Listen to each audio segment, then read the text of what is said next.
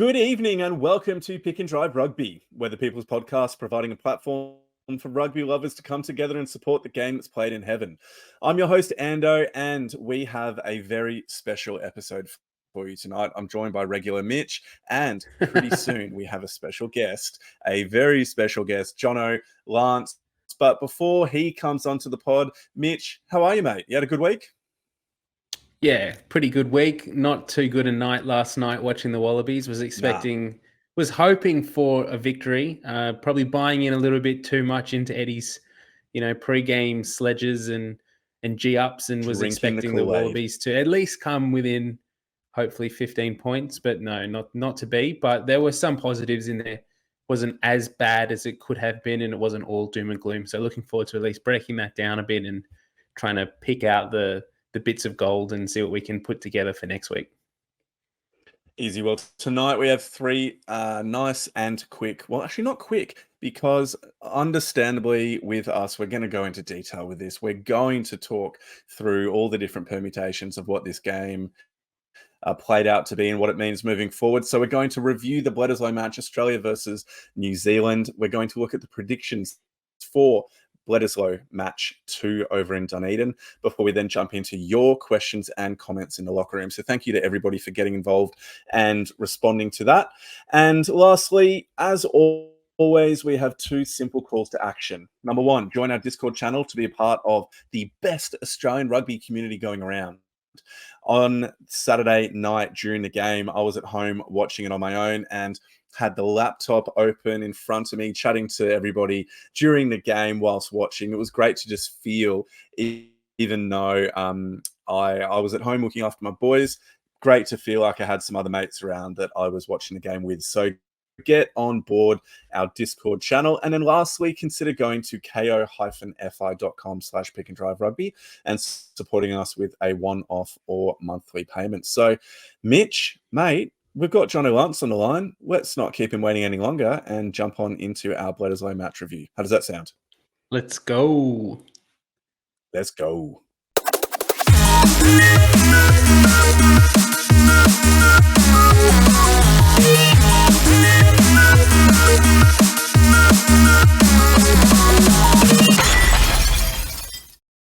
And now we're going to be jumping into the Bledisloe Cup review, and we are joined by Jono Lance of Western Force fame. Jono, how are you, my friend? Good, thanks, guys. Thanks for having me. Bit of a shame we're not talking about a Wallabies win, but always happy to come on and talk rugby. Mate, it is an absolute pleasure. Now, obviously, you have hung up the boots, as it were, with the Force and from your playing career, but you're still involved in the game, and we're still seeing your face and your commentary, or hearing your commentary on Stan Sport now and then. So how are you keeping busy now that you have retired officially from the game? Yeah, as you said, I was doing the sideline commentary for the Force games, which was a great way to stay involved in the game. Obviously, being over here in Perth to play for the Force when we were booted from the comp, and then also help get them back on track after the COVID years. It's great to be involved in rugby and to be on the sideline. It was a good reminder that I'm enjoying retirement. I was worried sitting on the sideline might get the hair on the back of my neck tingling, and I'd be thinking I should be out there. But yeah, I was pretty happy watching the game and commentating it.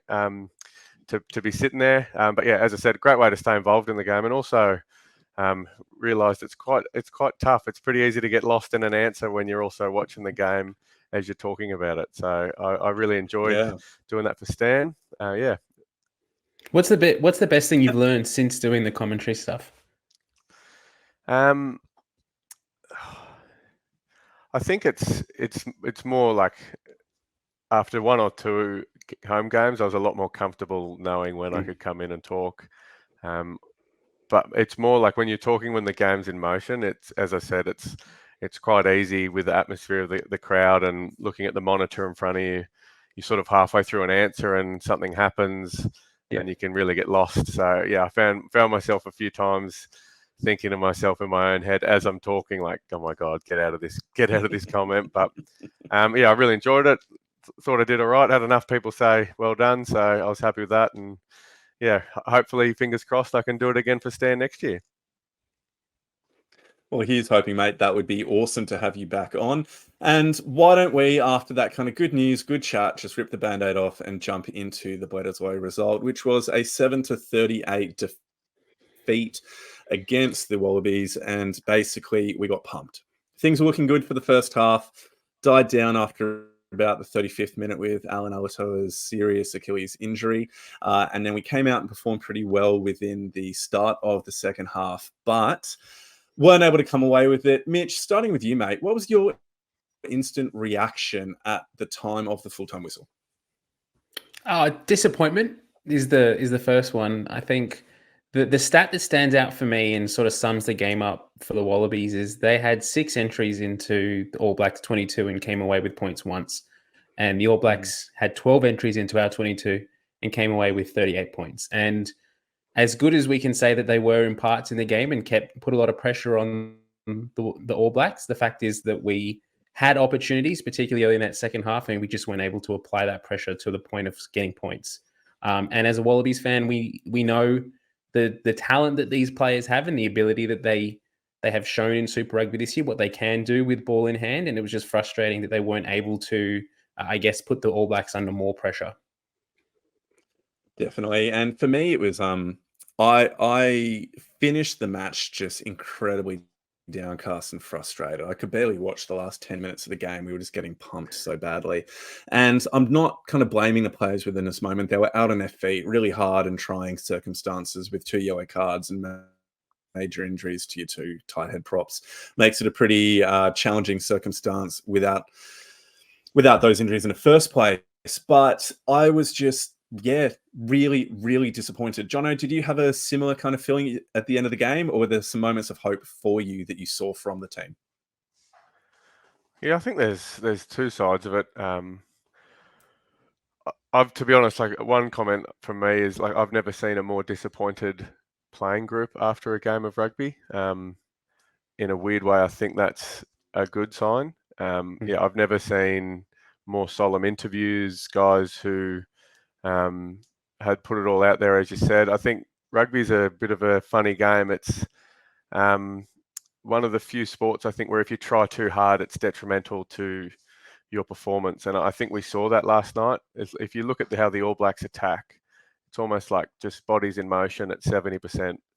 And then when they go into contact or when the gap is there, they explode and go to 100%. Whereas you watch the Wallabies, and granted, it was like some really physical, good, hard carries, but everything's at like top explosive power. Like Angus Bell's carries were awesome, but you have to think, how's that going to carry into the back end of a game?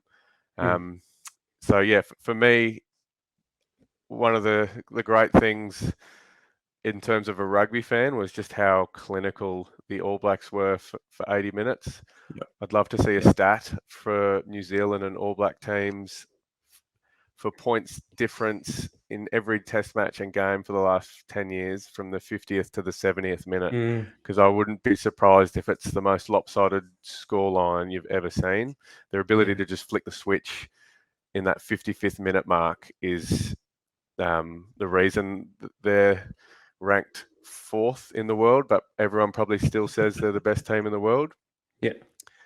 But also the Wallabies, that first 10 minutes of the second half were quite dominant. Like there was a really good phase of that 10, 15 minutes and they didn't get points. And I think that's what tipped it over the edge. And there's a line break that sums it up. It was a bit later in the game, but Izzy Parisi throws a really good ball to Angus Bell, who puts the hammer down for the try line and gets, I think, 5 or 6 meters from the line. And there's 8 All Blacks defending the try line in the 65th, 70th minute when they're ahead by 30. Like, yeah, watching that side of it was pretty impressive. It's I was a disappointed Australian fan because of how into it everyone got and a big MCG crowd and all that. But I took positives from how annoyed they were at the end of the game, how disappointed, which is a weird thing to say. I really liked some of what Carter Gordon did. The first half, we saw a lot of Samu and Geordie Pataya. Mark Nwangani-Tawasi was like dangerous. So there's plenty in that first half. And I think if Valentini scores in that 45th minute, 50th minute, we're sitting here having a much different conversation. But I think they put out everything into that first 10 minutes of the second half. And when they got no points and the All Blacks scored real easy, I think that was the game. There was an interesting shot at the end of the game of the Wallabies huddle. And at that point, I believe Tate McDermott was off doing the interview with Morgs for the post-match. And so it had Quade Cooper was stepping in as the sort of interim captain and really addressing the players, very animated. It's not the sort of Quade Cooper we've seen in the past few years with the Wallabies. He seems to generally takes more of a backward step. He's obviously a leader because of his experience, but we haven't seen him really addressing the team and sort of addressing the boys as intently as he was there. Jono, you did play with Quade back at the Reds. What kind of messages do you think he would have been saying? And what as a player, how can those types of messages after a big loss like that sort of buoy you on to turn things around in the following weeks? Quade he's always been like a very good talker in groups like that, and especially in these last 4 or 5 years. Obviously haven't played with him, but played against him in Japan.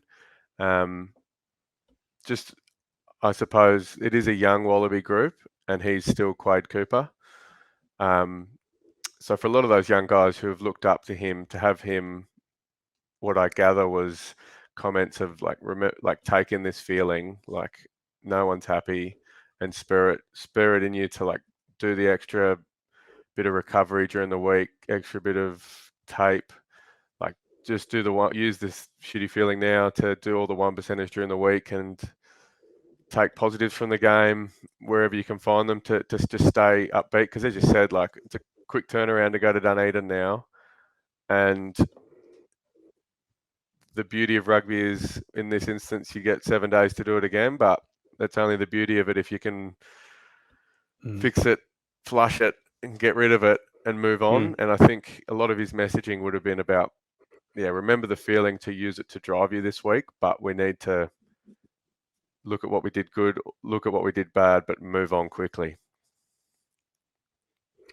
Yep. And I think that's going to be one of the key things we're going to talk about later on is the question of, well, where do the team go to from here for next week in Dunedin, considering the kind of context for the year, the players available, and where Eddie is at with his smash and grab job at the World Cup in September. But Mitch, we might bring things back into a bit more of the present and a bit more of the moments within a game that you think were defining within the match. And so, I mean, people can pretty obviously point to, I don't know, that second minute absolute smash on Tate McDermott by Scott Barrett to force the try to Frizzell. You could be looking at Alatoa's Achilles injury, or as Jono was saying, Valentini not getting over in, it was about the 48th or something like that minute within the second half. What is it for you that was a really significant moment within this game that turned things in the favour of the Kiwis? I think it highlighting Tupou's injury and the way that whole injury was handled, resulting in the yellow card and us going down a player for 10 minutes, which was quite unnecessary in the term of the game. Tupou was clearly struggling after that first run that he did early in the second half. When he did injure his calf or injure his rib, and he was lying on the ground for a long while. The medics came and saw to him. He got up, he played on, he packed another scrum. And from that scrum, it looked like he needed to come off. There was some decision-making, whether it was through comms from the referee team, whether he wasn't allowed to come off because it wasn't a HIA and he had to play on, or what the situation was. But he packed one final scrum and then ended up giving away, well, the scrum was set and it was okay, but then he went in and gave away that hit on, I think it was Takiaho at the time, and gave away the yellow card because he couldn't get his arm up. He had a broken rib. He couldn't get down low enough. And then immediately afterwards, they subbed him off and brought Bell back on, who then had to go off anyway to serve out the yellow card period. That whole situation was really confusing for me. Sitting on the sideline, I was like, why, if he's so injured, why can't we bring Bell back on? Why can't he come off in that instance? And that's ended up what happening anyway. We give away a yellow card there from just a inability to do anything differently. And we're down a player again for the second time. We know that the All Blacks will punish you when it's 15 on 15, let alone 14 on 15. So yeah, that was head scratching at that point, and they scored most of their points within the 10-minute periods where we down a player. Yep. Yeah, and that was really key, obviously. There's this interesting thing where we actually won the penalty count for the first time in the international calendar this year. So No. that's good. That's good. But we still got 2 yellow cards. And so that was just one of the defining elements of the game. And I think as you said, most of the points are scored against us. On your comments there, the thing that I sort of found confusing as well with Nella was sometimes with those rib injuries, like you just need a physio or a doctor to say, like, you're fine, like you're just going to have to muscle up here. And so that's obviously what he's been told, and he's gone and scrummed really well, but we kept the ball at the back of the scrum. Yes. I don't know if we were trying to get a scrum penalty or something. For me, that would have been a case of like, get the ball, win the ball, get it out. So Nella doesn't have to scrum. We ended up playing with two less ribs. Let's just get it out of there. We ended up packing 2 more scrums in that sort of section there, which, that was confusing for me. I thought it would have been because he scrummed really well. The first one, I was quite surprised. I was like, okay, his ribs are good here. Like, it's going to just hurt.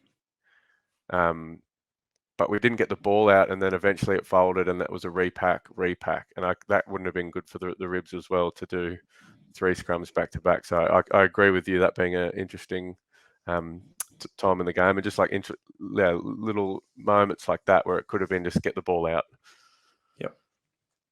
Yep, definitely. Well, why don't we move into a couple of the players that stood out to us for positive contributions and in some areas for improvement too. And I might kick this one off and talk about players who impressed. And you can't go any further than the player who you mentioned just before, Mitch, Angus Bell. His starting return from injury was immense. He was probably the best Australian player on the pitch. Incredible running stats. So 13 runs for 53 meters with 1 clear break and 5 defenders beaten. And he also racked up 16 tackles with no missed tackles either. So it just shows you the contribution that he had in the loose, whilst also our scrum prior to the injuries later within the game it wasn't dominant. We did win the first scrum, but I wouldn't say it was dominant throughout the game, but it kind of did hold its own until the injuries came into play. So I think Angus Bell just shows his value within the Wallabies setup. Mitch, who was someone that impressed for you?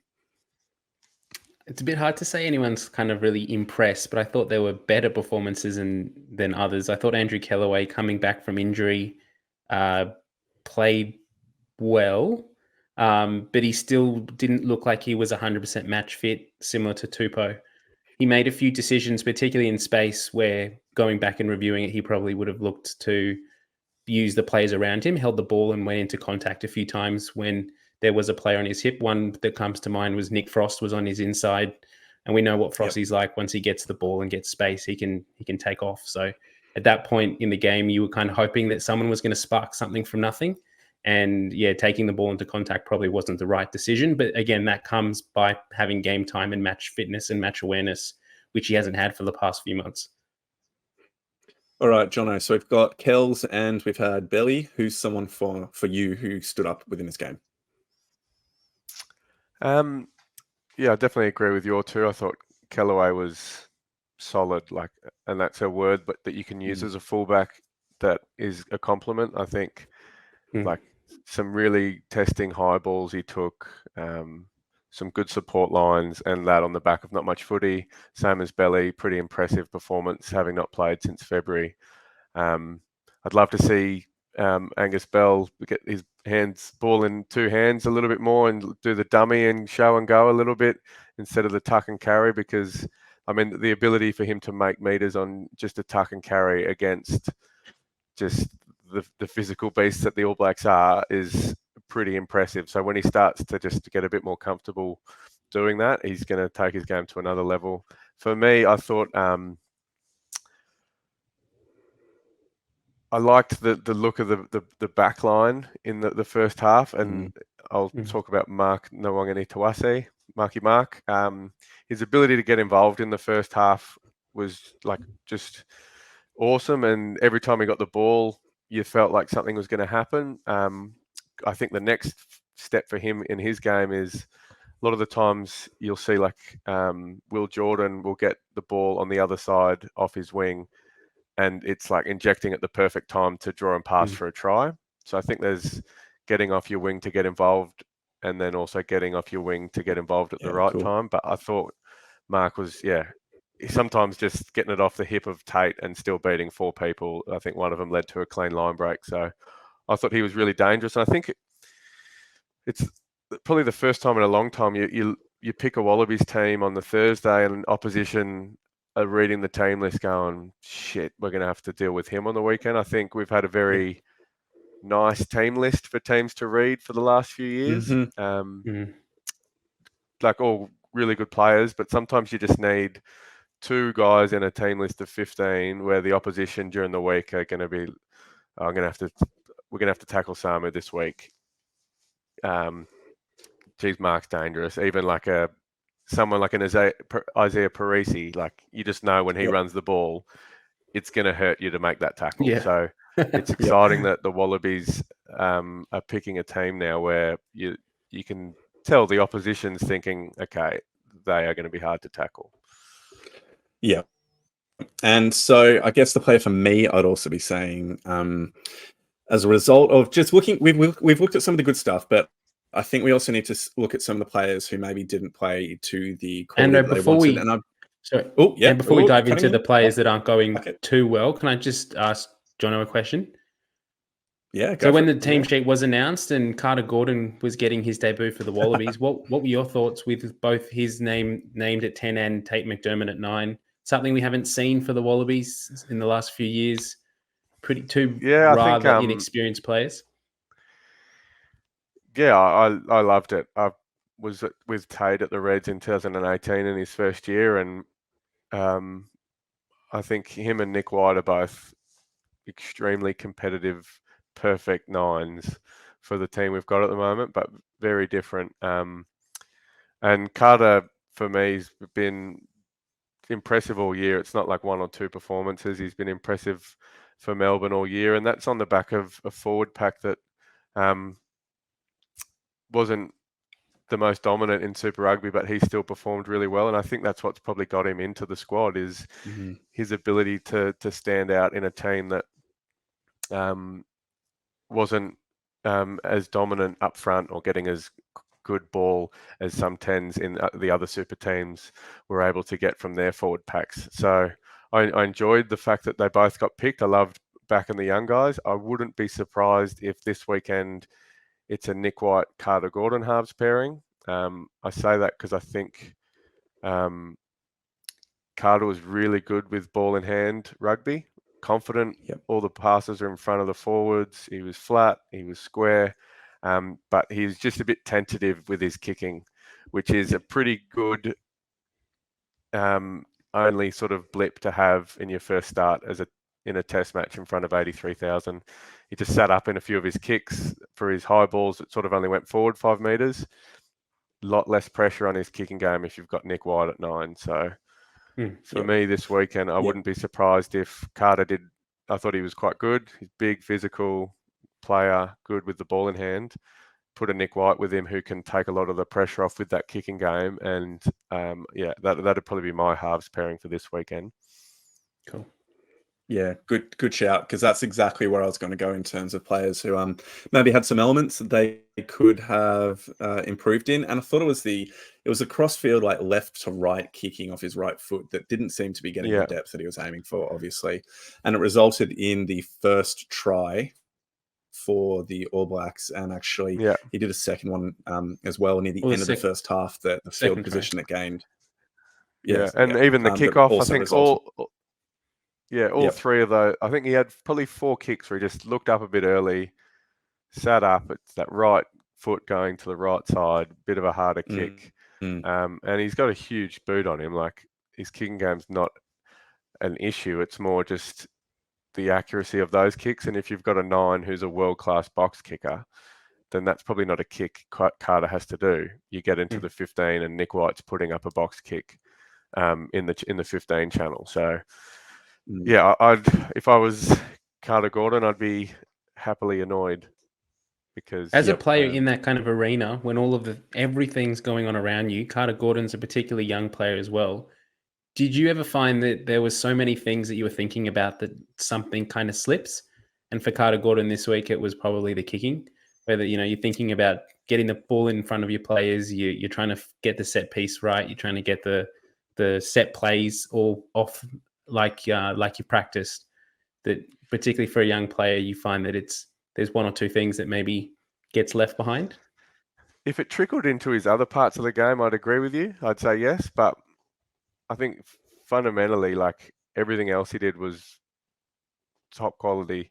All his passes, as I said, were in front of the forward. He was flat. He got tackled as he passed a few times, which is probably something that Bernard Foley, one of his best assets, is his ability to get hit as he passes, which means he's square and asking questions of someone in front of him.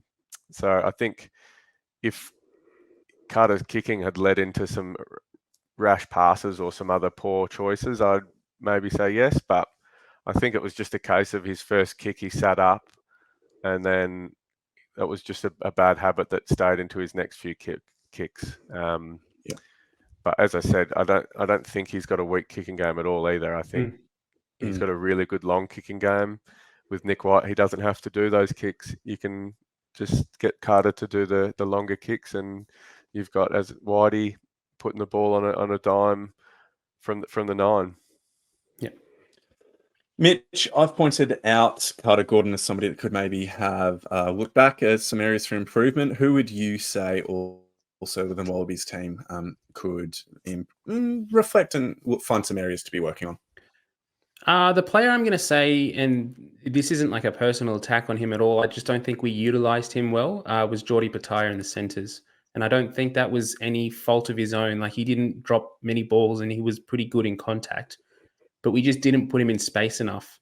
And we were sort of using him similar to the way we use Karevi and expecting him to be this big ball busting carrier who's going to make meters in contact, which we know he's not that type of player. He's nimble, fast, able to get the step and the offload around players, which we didn't put him in space enough. So I don't think that was he wasn't as effectual as I was hoping he would be in the centres, but I don't think we played him the right way either. Yeah, sure. One of the things that was pretty noticeable was the lack of Len Ikitau's left boot, particularly when we're trying to clear our end zone. Jono, as someone that would often have the kicking responsibilities, how did you see the Wallabies kicking game, particularly in their own end? I mean, it was shared between Samu Karevi, Geordie Pataya took a couple, Carter Gordon took a few. It just seemed that there wasn't as much maybe accuracy and length on the kicking game that we would see from Lenny Ikitau being there. Yeah, I think they definitely knew their roles. There wasn't any panic kicks under pressure. I think it was just skill execution. As you said, like having a left foot in your back line is just a game changer for any team around the world. So that is a big thing to miss. But there was a moment where Carter got the ball in his in goal and made a pass, and we went shift to Samu, and then I think Geordie actually made the kick in the end. Wasn't the best kick, but that was something for me that said, okay, this guy's fine at this level. Just calm, level-headed decision to go shift in your in goal, because it's on, is exactly what you need to see from a young tenant in that arena. So, yeah, obviously the kicks were a bit shorter. I think seeing Carter do 2 high balls that were short and put us under pressure led to everyone else in the back line being a bit careful, cautious when they went for their high balls. Yeah, sure. And the All Blacks did the same sort of kicks, but we're on the money with them. Yep. It's a bit weird looking at this game now. I mean, we're on the end of a 31-point drubbing, and it's very clear that New Zealand did dominate for vast portions of the game, despite some moments where the Aussies were pretty good. But I feel like there are actually a lot of positives that we can be taking away from this game. And I don't know whether that's just because I've become used to losing as a Wallabies fan over the last few years. I don't know if I should be accepting this or not, but I feel like there were glimpses of where this team is heading under Eddie Jones that does give me hope for the future. And Mitch, we were talking about this before the game, that you were watching the presser and you wanted to go into it angry at Eddie Jones and angry at what was happening. But talk us through what changed for you. Eddie's been saying the same thing for the past few weeks, and that is that they need to keep putting the opposition under pressure, and that's what he wants to see from his team.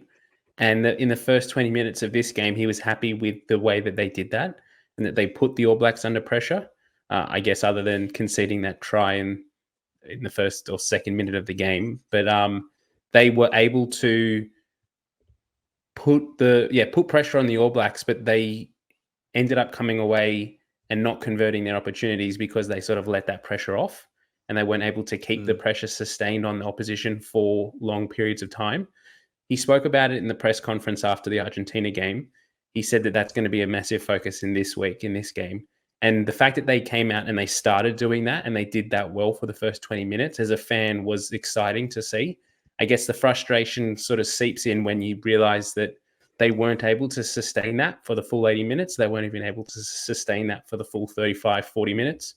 And with a team like the All Blacks, they can put you under so much pressure and they can score points off nothing, that if you drop one ball or you kick it out on the full once, they're going to make you punish. They're going to punish you for those simple mistakes. Yep. I guess just the way that Eddie Jones talks, though, he's just so optimistic all the time. And he talks about how he knows what needs to change. He knows we're not far away.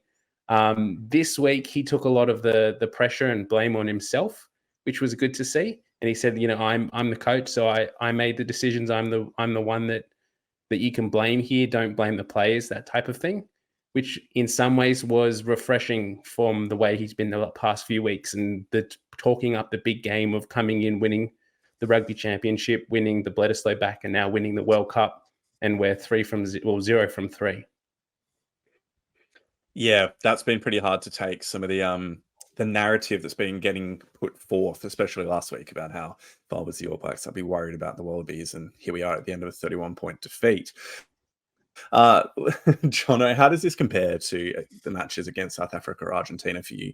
Are there signs of improvement? Are there reasons for hope? I think there's clear proof that World Rugby has ticked off the All Blacks. I would say that South Africa, so far, their performance in the second half shows that they also are still at that top tier. As I said, the All Blacks between the 50 and 70th minute mark are untouchable, and the Springboks went on a bit of a run in that second half and brought the game back from a loose start. I wouldn't say that there's too much proof of what's going to happen in the World Cup from the Rugby Championship because of so many reasons. Obviously the travel, other side of the world, but also just the way that the pools have been structured. The only thing that comes out of this, which is massive, is confidence. And it only takes 1 week for a group to get confidence. Unfortunately for the Wallabies, that's going to have to happen against the All Blacks or France. But what better two teams for a squad of 36 guys to get confidence before a World Cup? All it takes is one really good performance against the All Blacks next week in Dunedin, or beat the French in Paris, and you've gone from we're 0-3 to okay, we're a chance to win the World Cup here, literally in 1 week. So all I would say is well done to everyone outside of New Zealand who's woken the bear that is New Zealand rugby just in time for a World Cup, because they're playing it at just a different level. It is awesome to watch. Like, I love watching it as a rugby fan. But yeah, I agree with everything you said, but only takes 1 week to find confidence, and Australian rugby still has that opportunity. And I'm sure Eddie Jones and the staff of the Wallaby group at the moment are stoked that it's New Zealand and France before the World Cup starts. And that's something I'd love to get your insight into as a player, because for me, going up against what are realistically arguably the two best teams in the world, both of them away from home, as your final two games in the lead into the World Cup, when you've got a new coach, the team are adapting to a new playing style. Do you really want to be playing two teams that are that good away from home right before the World Cup? Or would it be better to be playing a team which is probably not at that same level, in order to have the opportunity to put together those attacking phases, that defensive integrity, to be building on those combinations in a less high pressure environment? What's your view on that? Yeah,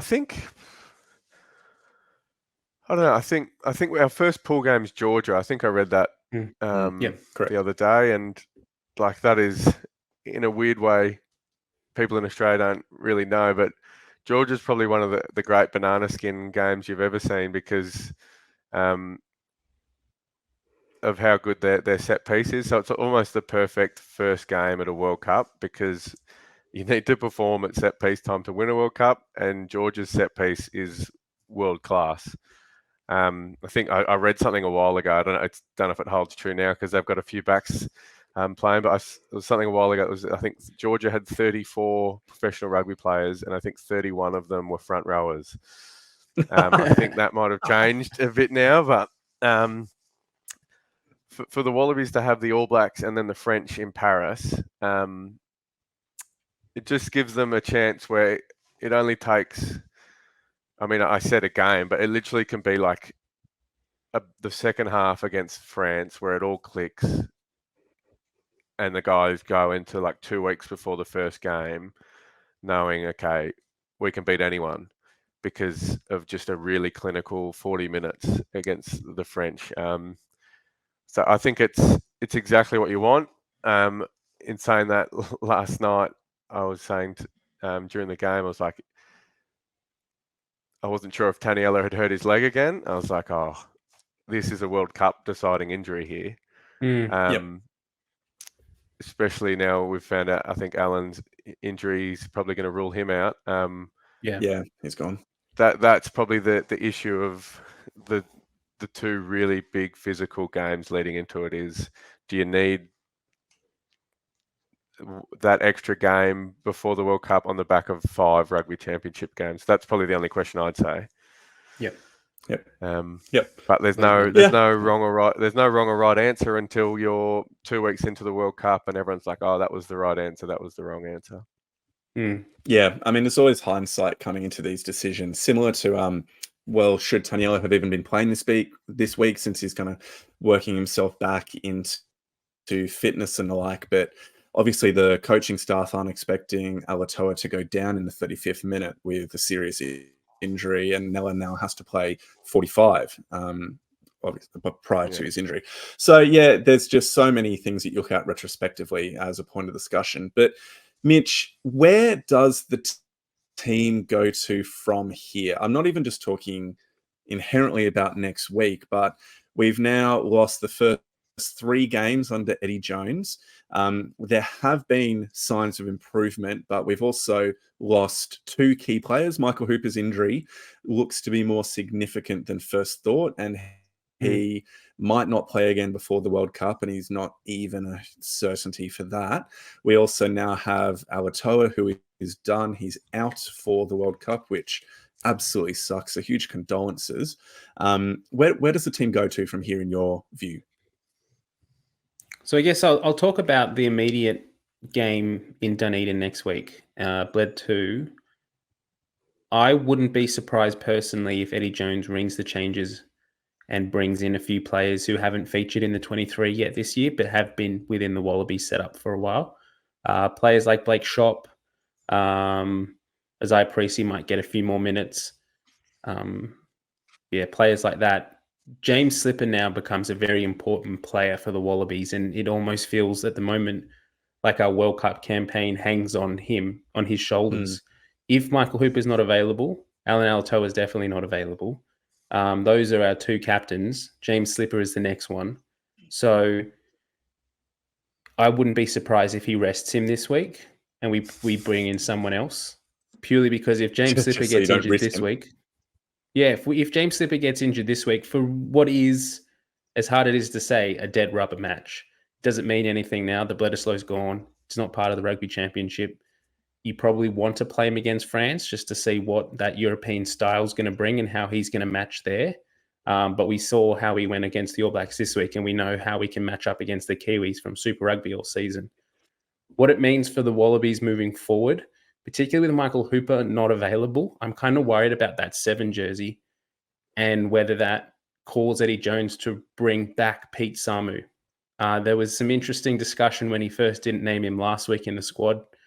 And Tom Hooper was good in some elements of the game, but didn't have much of an on-ball presence and wasn't really playing an out-and-out 7 role for the Wallabies this week. And I wouldn't be surprised if he goes back to Fraser McReight next week. Yeah, there's going to be some key changes, I'd imagine, coming up. And I wouldn't be surprised either to see a fairly inexperienced All Blacks team named next week as well. All right, so Tom Hooper, just to put a few stats in there because he had a pretty impressive statistical game, although your comment about the on-ball presence is valid. He had 30 tackles throughout the match and also made 4 runs as well. Bobby Valentini, 12 runs for 44 meters. With 20 tackles. So some really impressive work rate there from some of our back rowers. Jono, there was the idea of wrapping James Slipper in cotton wools to make sure we don't lose him prior to the World Cup. Thoughts on that? I was thinking it before you said it, and then when you said it, I was like, "Oh, can you do that?" But to be honest, I think it's a brilliant idea. I think it's a weird one. It's almost like you have to do it, but either way, you'll probably be crucified for it. So I wouldn't be surprised if he plays, and they just get him off at 50 minutes or whatever. But yeah, I definitely think we're going to see 2 pretty different teams this week as both groups get set for the World Cup. No game against Australia and New Zealand like a dead rubber, but you're also trying to work out who you're picking in your 33 to, I think 33, 34, whatever the number is. You're trying to work out who you're picking to be in France for 6 weeks. And New Zealand are going to want to do that just as much as the Wallabies, just as much as Argentina and South Africa have wanted to do that as well. So I think we're going to see a lot of players get an opportunity to say, yeah, I need to go. In terms of the 7 side of it,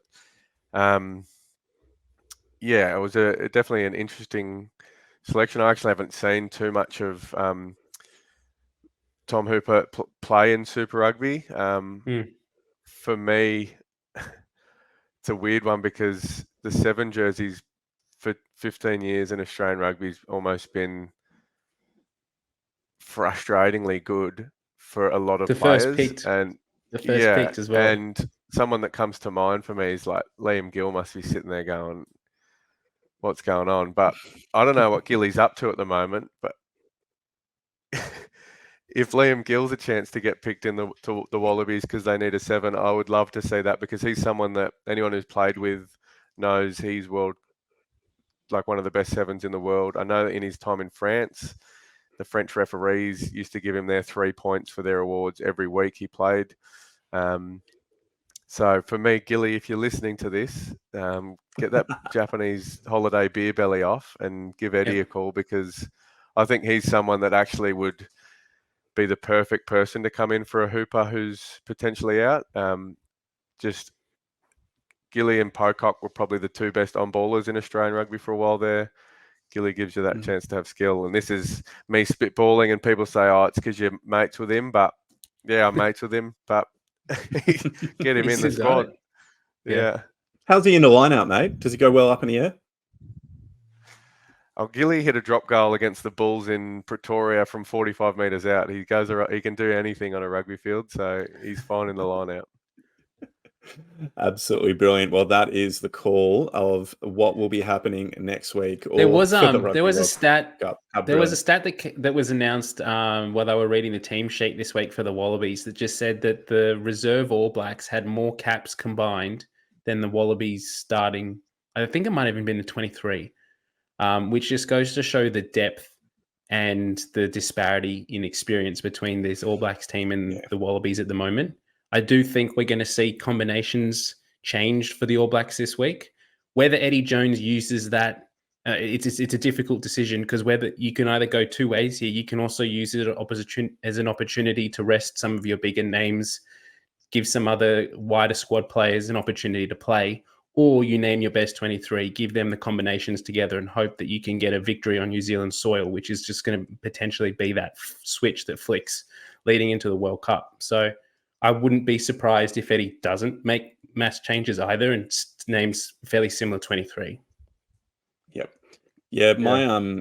my prediction for it personally is that I would hope that there aren't going to be a huge amount of changes, because I think that if New Zealand does make wholesale changes, which wouldn't surprise me if they do, they've won a Bledisloe, they've won a rugby championship, and they're probably wanting to do a similar thing to give some fringe players opportunities to push their case for World Cup squad selection, then we might actually have an opportunity to perform really well against a bit of a comparatively disjointed All Blacks team. I'm not going to say they're going to be poor by any stretch of the imagination, but there might be more opportunities for us to exert our gameplay and style playing upon them. So part of me hopes we just get more time under the saddle of players like Simon Karevi, Quade Cooper, and the like, just to give them more chance alongside the players that they're going to be playing with at the World Cup. But I guess think that calls I actually us. think You go, John. I think Samu will probably be in the team just because of how little he's played this year. And I think I wouldn't be surprised if it's him and Geordie starting again to work on that combination. I think it's probably the forward pack where you might see more of the potential to rest guys, because the backline still has a lot of fit guys and a lot of guys who need some minutes. But I think Samu sort of needs to play because to get his confidence, but just to get his passing game going. I think that was something that probably took Samu to one of the best, if not the best 12 in world rugby. Was he's always been world-class ball carrier, and then he developed this passing game, which makes his ball carrying so much more tough to defend.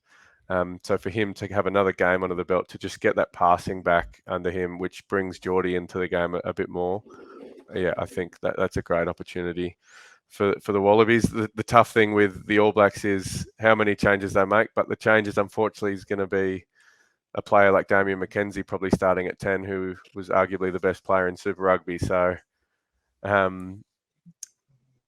yeah, it'll probably be more an issue for the All Blacks in terms of combinations. Definitely never an issue of what name the player has on the back of their jersey and who they are.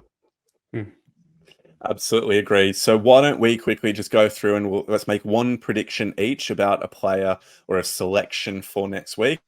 I'm going to jump in so you don't steal mine, anybody. And I'm going to say that we're going to see Bobby Valentini be given a rest because he's played such huge minutes for the Brumbies and the Wallabies, and he does not need to push his case for selection. And we'll see Langy Gleeson start in number 8 is my prediction. Mitch, we'll go to you, then Jono straight after. What's one change for next week? Well, we're definitely going to see a change at tight head, and I would probably expect to see Sam Talakai come in and take that jersey, if not the bench jersey, if he wants to shift Slipper across to cover it. Yep. Okay, Jono? I was hoping you were going to give me a bit more time there. I agree with the Valentini one. I think it was probably I thought it was his most dominant game with a Wallabies jersey on last night in terms of how damaging he was with his ball carrying. A lot of the times you see him at Brumbies level be Bobby Valentini, and then just at that international level, it is obviously a little bit harder. I thought last night he had the same sting in his carries as he does for the Brumbies. So yeah, I agree. And Lange Gleeson, the stuff he did for the Waratahs, I think that he's definitely someone who I'd love to see starting. For me, I probably mentioned it earlier. I reckon Nick White starts at 9 with Carter Gordon, and there's not too many other changes in the back line. I think that's the back line they'll go for this week. I wouldn't be surprised to see Ryan Lonergan come into the 23 as well. I think being the third scrum half, he needs minutes before we get to that World Cups to see whether Eddie wants to take him or not. So, interesting to see if Ryan Lonergan comes into the 23, maybe in that 21 jersey. Moving along, we've got on the screen, for those that are watching on YouTube, the Wallabies played in front of 83,944 fans last night at the MCG. Jono, this is a pretty good indication of where rugby sits in the sporting landscape, I guess, and the support it can get, particularly in a sporting landscape like Melbourne. Do you think that the MCG is the front runner for the World Cup final in a few years? Or does Optus Stadium still wave a pretty good flag over there for Western Australia? Optus definitely waves the flag for WA. Don't you worry about that. I think I'd struggle to see it not going to. I mean, I might be wrong. Maybe it's a 2-horse race. Is it for the final? And Sydney can't get it. Well, we're not really sure exactly where it is at the moment. But 80. What is full capacity at the MCG? 90. 100,000 capacity at the MCG. Yeah. Optus, I don't think will get the final. It'll definitely get a semi-final. But I would be surprised if a final isn't in Sydney. But you guys may know something I don't know, and if that's the case, then MCG definitely gets it. But yeah, I think Sydney and New South Wales, Queensland being sort of the heart of Australian rugby, as hard as it is to say for someone living in Perth at the moment and enjoying being a part of club rugby and everything over here and knowing how good the Force fans are. It still is, your Suncorp and your, I'm not sure the name of it now, Stadium Australia will go old school Olympic days. A core. A core stadium. Yeah, I would struggle to see that doesn't get the World Cup final. But I mean, watching the game last night and seeing 84,000 there, we'll round up. It was great for Melbourne. Sport in Melbourne is just ridiculous. And it's such a good hub there around the MCG. And if they were to have a final, the atmosphere leading up to it for whichever countries are involved, with the ability to walk there, the trams, the tennis courts and everything around it, it'd be an amazing place to be there in a World Cup final. And before we dive into the locker room in our next segment, it was announced last week the full Lions tour schedule for 2025. What does it mean to yourself and to the Western Australian rugby community to see the Western Force able to go up against the Lions? We know there was some talk that potentially the Western Force and the Melbourne Rebels were going to get their fixtures replaced with potentially a Pacific Island test or something else of the like. I think the right answer happened. Like when the Lions tour, you've got to reward the players who are involved in rugby. I don't think you can just create a game that sounds good, and that sucks to say because I think the Fijian Drua and Moana Pacifica have both been amazing, especially their home games. But in terms of being a part of the Lions series last time when I was at the Reds in 2013, I know how big it was when we built up for that game as the Reds, playing in front of Pac Suncorp. The Force getting the chance to do that at Optus is massive for the players, and it's a reason why guys staying in Australian rugby at the moment is the Lions tour. So if you were to want to stay in Australian rugby because of the Lions tour, you might not be a Wallaby, but you're obviously pushing to be in the Wallabies then, but you're in a Super Rugby team.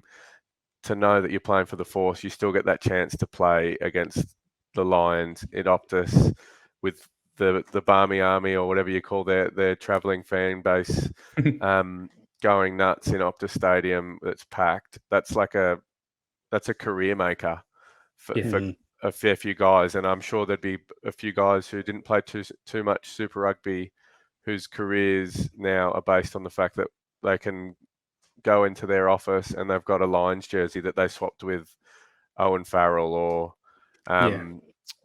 Johnny Sexton, because they played 2 years of Super Rugby and were blessed enough that in those 2 years they were there, they got to play the Lions. And it's a weird one for the Force. I think 2013, I'm pretty sure the Force rested a few guys because they had a big Super Rugby game coming up. And I remember it didn't sit well with the players. It's like you back the guys to back it up because it is a once in a lifetime. So, yeah, maybe I've blabbered on a bit there, but I'm very happy when I read the schedule that the Force are getting it, the Rebels are getting it, because it's the Lions are travelling Australia, and they're not travelling Australia, New Zealand. They're not travelling Oceania region. It's the Lions coming to Australia. Fantastic. That's exactly what we said last week as well on the podcast. But let's dive into the locker room now, and this is our section where fans send in their questions. So I'll run us through this. So the first question on Twitter comes from TC, and he asks, we all know that rugby in Australia needs serious structural change. What changes would Jono Lance do if he was in charge to improve the Wallabies and Super Rugby team's success in the short and medium term? And long term even. Not a pretty short, medium, and long. Easy Fix the whole thing, there. Jono. Come on. Fix the whole thing. How long have we got? Do it. A really weird answer I'd start with is I feel like I was lucky. My Super Rugby career, I feel like, is in two parts, and my first 5 years was 2 Super Rugby titles, and all I knew was semi-finals, and so I saw what it was at the start, and I was young and oblivious to how lucky I was, but I did sort of take notes and do remember the times fondly. But also comparing that to the back end of my career, I feel like the more pressure Australian rugby's come under from underperforming, the more it's like just almost tried a bit too hard. And a weird way of putting that would be just like the holidays players get. And this is a really weird one, but I feel like it's such a weird long season in terms of Super Rugby short, but guys go and then play club rugby. And then you've got Wallaby guys who go away, and it is disjointed and long. Guys need a good holiday, like a good 4, 5, 6 weeks to go back home, be with their family, so that they're fresh to come in and go again. I feel like in the short term, that'd be one thing, is to give guys just a good mental break from it. In terms of some of the other stuff, I think the Australian rugby used to have like a national academy. It was called the National Talent Squad, and my school, it was quite a small group. I think it's become like a much bigger talent pathway, because they're obviously trying to keep guys in rugby. When I was 15, it was really small, like 10 to 12 guys in each age in each state were in the National Talent Squad. And my year was me, Matt Tamua, Luke Morahan, Jake Schatz, Aidan Toa, Ed Quirk, Luke Morahan, Ben Tapwai, Rob Simmons, James Slipper, James O'Connor. Who's who? And so, like, we were a really small group at 15, and then the year above us was, I just mentioned a few of them, like, your Slipper, Rob Simmons, Taps. The year below us was like a Dom Shipley and a few other guys, but it just had like such a consistent pathway of getting guys into the academy after they finished school. And then that academy group was small as well.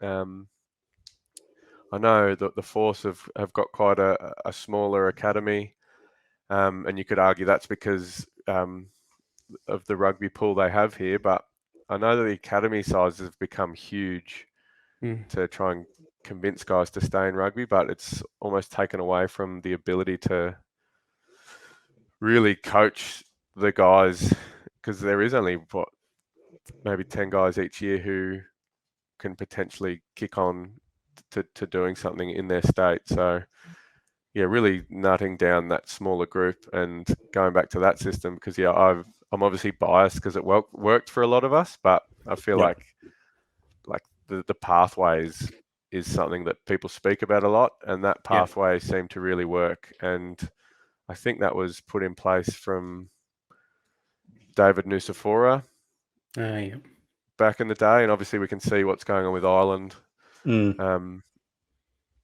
So yeah, so you just get him back involved then, would you, long term? That's the fix. Get David Nusafora back.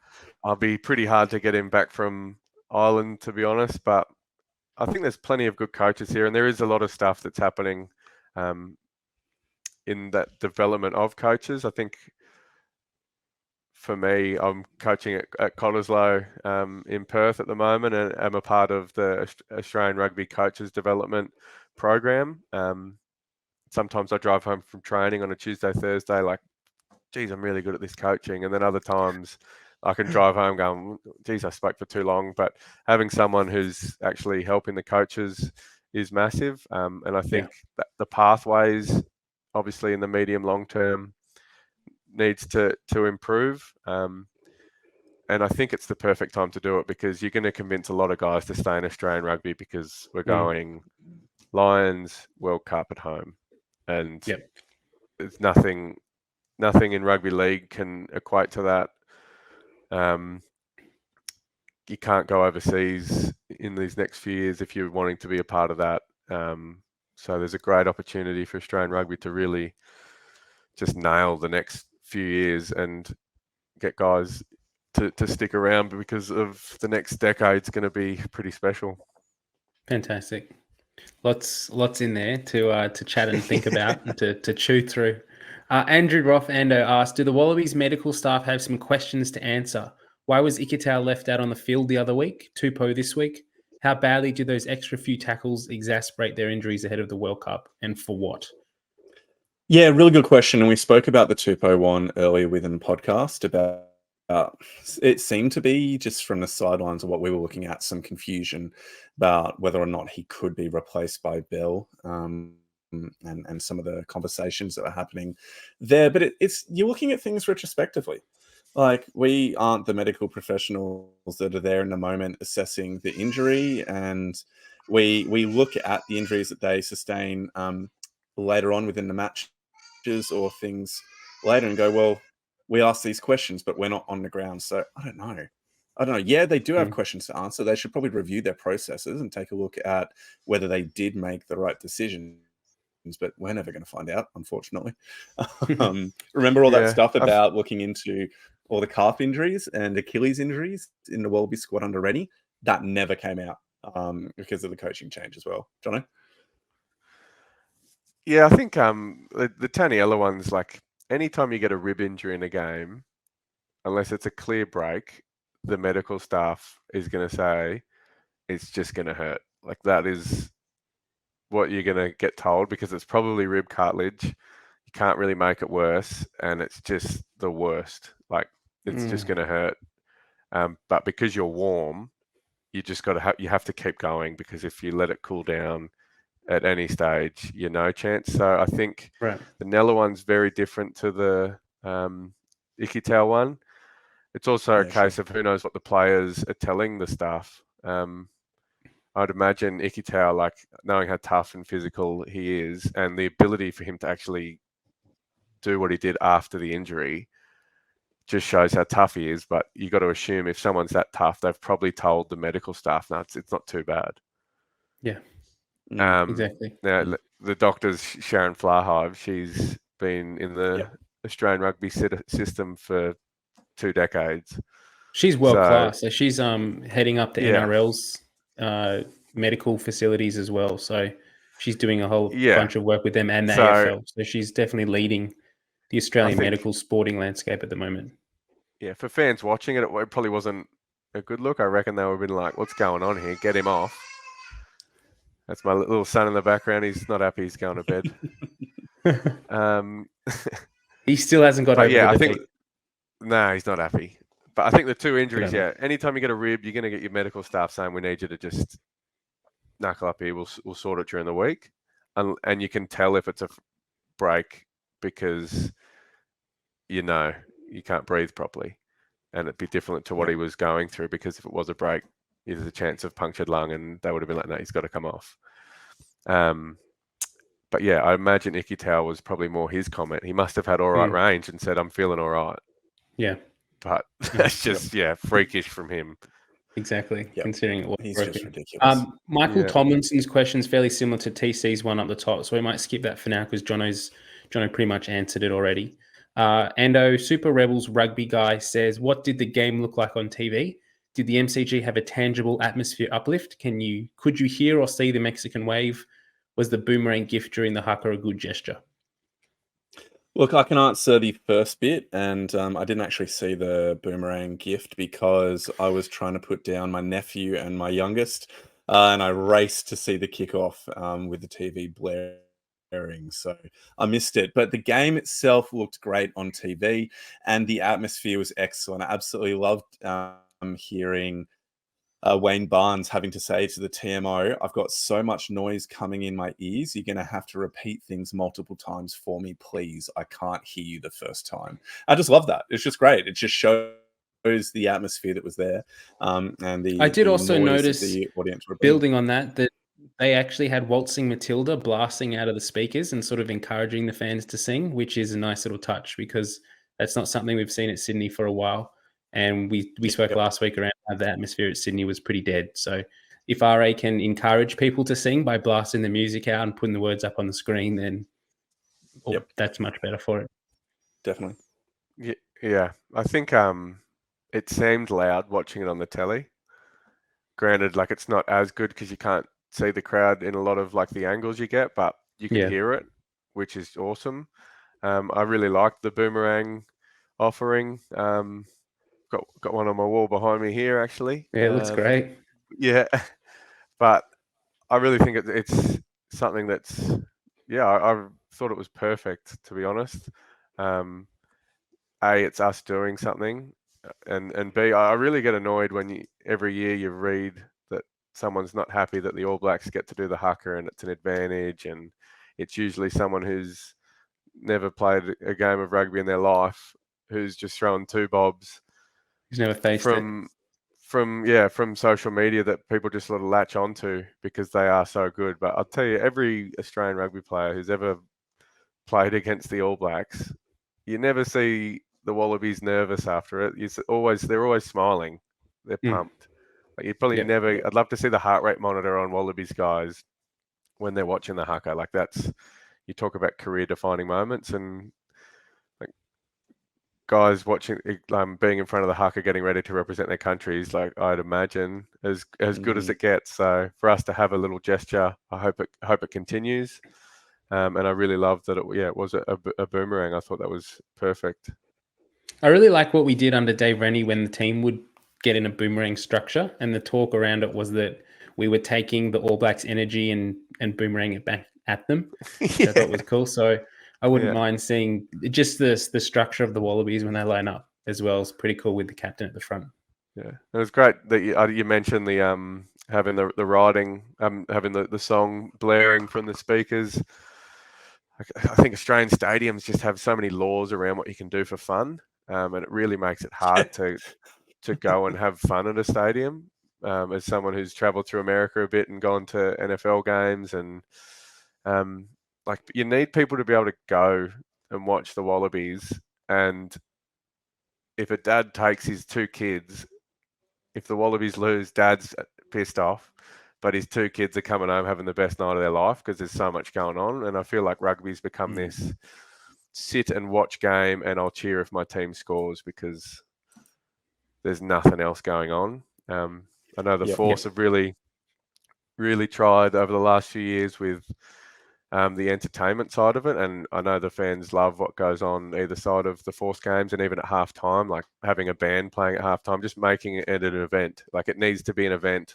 And as I said, I use the dad getting angry at the result because it's usually the dad dragging the kids and the family. But as long as 3 people are happy and dad's miserable all week, we can work with that. We definitely can for the next generation loving the game. Yeah. Josh Hearn writes in and says, the first 30 minutes were great, slowed down the New Zealand plays, no clean ball, put pressure on. After we lost Allen, the mental game seemed to get shaky, and then Tupou, we started to break down. Question, Tate McDermott and Carter Gordon or versus White and Cooper? So do we prefer Tate McDermott and Carter Gordon as a combination, or do we prefer Nick White and Quade Cooper? Jono, what are your thoughts? I think I've sort of touched on it. I think we're going to see White and Carter Gordon. I really am curious as to what they're going to do with the World Cup squad. For me,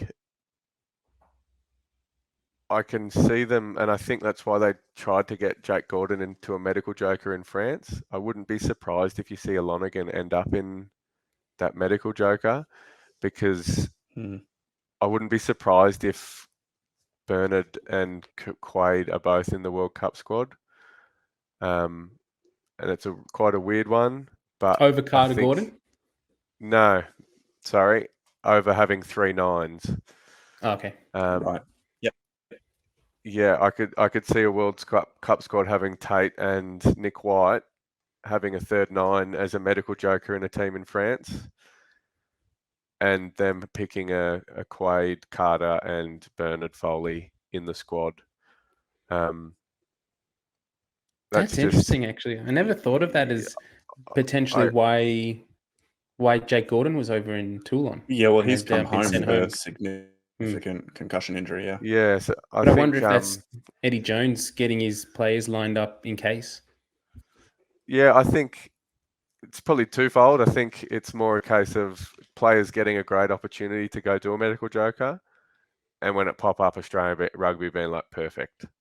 I don't think it's Australian rugby trying to dangle cherries to get players over there. They just Australian rugby can say no to a player getting a medical joker, but if a 9 like a Jake Gordon gets offered a medical joker, it's just perfect for Australian rugby. You've got him in the country, you've got him playing rugby, because I think there's some weird rules, like you can't actually be in the country. I swear, like England 2015, they had a group of guys based in France or something getting ready to be involved if they needed. But there's some weird rules around World Cups and what you can do. You can't be in the same country, but you can be close by or whatever. Yeah. So, yeah, I think it's a weird one. I think that's me just spitballing a bit. But yeah, I wouldn't be surprised if that's the case, because Carter's like, he's got a bit of Quaid, but he's also got a lot of Bernard with how he plays. Let's wrap things up. So we've got last comment came in from Rugbycology, and he says, let's end with this, which is a fitting ending point. All Blacks had 6 attack starts in Wallabies 22 and scored 3 of those times for a 50% conversion rate. The Wallabies had 6 attacks in the opposition 22 and scored 0 times for 0 conversion rate. Points first, always. Ando, any thoughts on that? No, not really. One of the other things, because you did mention this earlier within the pod, so I don't think I'll delve in any deeper. I'll just quickly jump up above to Hugh Tyndall's comments of we need a Gus Bell fan club. Yeah, I think that's completely correct, and I can't wait till he's back in the Waratahs side. And how disappointing is it that we essentially missed 7 years of Skelton playing Test rugby? He's getting better and better every game. I can't wait for him to absolutely eat people in the World Cup and just single-handedly tear down opposition mauls. So yeah, very, very keen. And Hugh, thanks for the comments as well. Fantastic. Yeah. Well, let's sorry, you got anything there, Jono? No, I was going to just touching on my comment earlier just about like naming Wallabies teams that guys not fear, but no, they've got a game coming up this weekend, and Will Skelton is that and some. Yep. Any time I think Will Skelton gets named in a team, the other forward pack's just thinking about that all week and talking I imagine they're talking confidently, we're going to shut him down, but yeah, they're saying we're going to shut him down, and then there's dealing with him. He looks really fit at the moment, and maybe that's a tactic that Eddie should start employing in the warm-up too. Just throw Eddie up a few times in the line-out, because any team that sees a team lifting Will Skelton should be worried. Yeah. I love it. Well, why don't we wrap things up there? We've got to the end of the pod, and we've somehow somehow turned a 31-point defeat into a topic of positive opportunities moving forward for the Wallabies. So Three there's rugby always hope. There's tragics, always it something to must be be, looking forward to. Yep, that's exactly it. We're bloody diehards, and I'm not looking forward to the chat going into the workplace tomorrow about everybody talking about the Wallabies, but we fly the flag proud and true regardless. So, Jono, thank you so much for your time tonight. It's been an absolute pleasure having you on, and mate, all the best for all the work you're doing at Bledisloe and keeping things going well with Stan Sport over in the West. Cheers, guys. I just need a few injuries in the commentary group somehow, and get me over to France somehow. We'll see what we can do. Hopefully we We'll can see see if we you over get see if we can get Morgs on. And Cheers, I don't know, guys. do Thanks for something having for the me. inspector. Always a pleasure. Have a good night, eh? Thanks, All the best, Jono. mate. Go well. Thank you. Catches.